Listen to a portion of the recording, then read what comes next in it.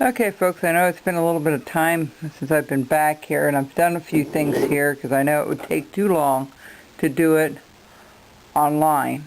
And the first thing we did is, let me bring this up just a little closer so you can see it. What we did is we put these little lines in, and all that is a little V cut.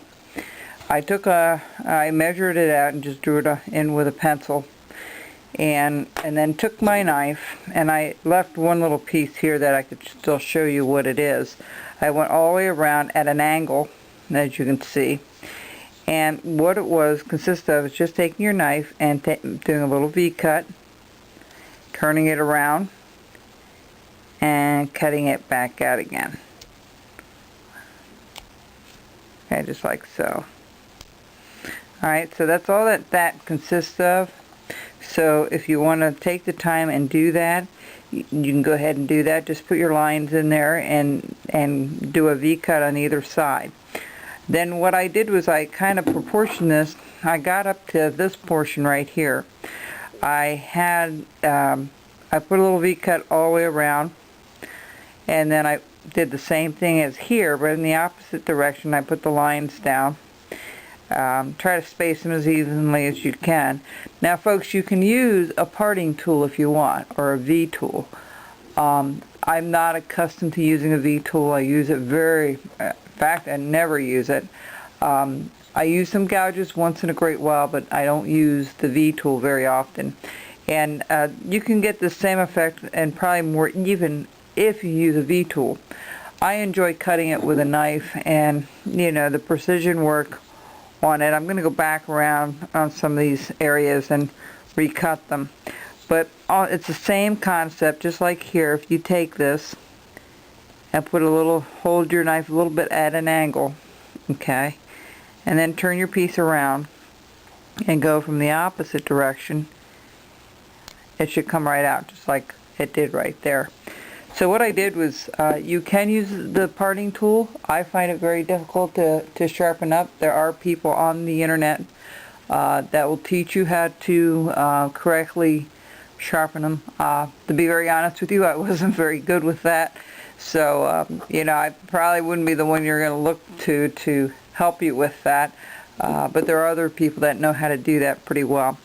And there's a lot of sharpening techniques on the internet, so don't hesitate to look those videos up on YouTube that teach you how to do that. Now, as you can tell, I went down this way. Let me just back this up a little bit. I went this way, and then I went down this way, and it's going to be a little bit difficult to get up underneath there, okay? And then this one goes underneath. You're just going to have to do your best to make your lines in there. And I'm going to have like 2 more parts here, and I'm going to do these offline tonight, and then I'll probably end up painting it and then showing you what it looks like. We just finished doing the little grapes on the top. A little bit of a challenge. You can use a wood burner if you want to get that same effect. I used the wood burner a couple of times for different things. If you look at the leprechaun to do the coins, I used the wood burner for that, and it turned out really well. And that kind of happened by accident. I kind of was trying to figure out how I could do it and do it easily enough and make them perfectly round. Well, these here I had to cut out one at a time, and I just laid it on there. So those will be like a purpley color. And of course our pumpkins will be an orange color. Pears will be like a greenish yellow, and our apples will be on a reddish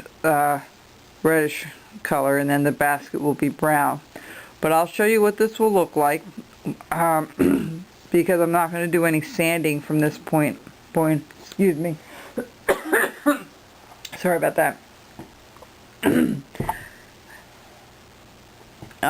You may just want to go ahead and finish what you can here, and I'm going to go ahead and finish this up, and I probably won't come back until it's painted, okay, and that will end our series. So there'll be one more little video to show you what it looks like when it's completed. When you do this, you know, just take your time in doing it.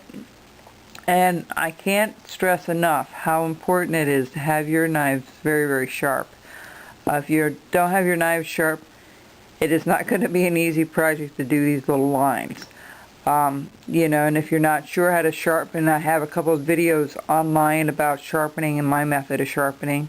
I think I have 5 or 6 up right now. Be sure to check those out, and other people. Everybody has a different way of sharpening. Not everybody does it the same way. It's very true with carving techniques and everything else. Everybody has their own style that they work with, and that's perfectly fine. So take your time. Don't rush this. You know, take your time. It might be a day or two before I'm back. I might finish it up tomorrow. I'm not sure. But I will take this down and finish this portion up. And then we'll take it from there, and then you'll see the whole thing complete. And, you know, I know it's past Thanksgiving, but, you know, it'll be a nice little project for next Thanksgiving if you, you know, decide to do something for then. I know we're doing a lot of Christmas stuff. I also have a penguin that I showed you on the video before this. That I got done, and some people have asked me to do that. I will do that one online. That will be our next project. It's from a square, so you don't have to worry about cutting anything out. It's a great, great beginner's project, so if you haven't done anything before, it might be probably one of the easiest ones to do. So we'll be back with this complete and done, and then to show you what it looks like, and we'll wrap this one up. Okay? Thank you very much for joining me here on the Carver's Wood Shop. Bye-bye.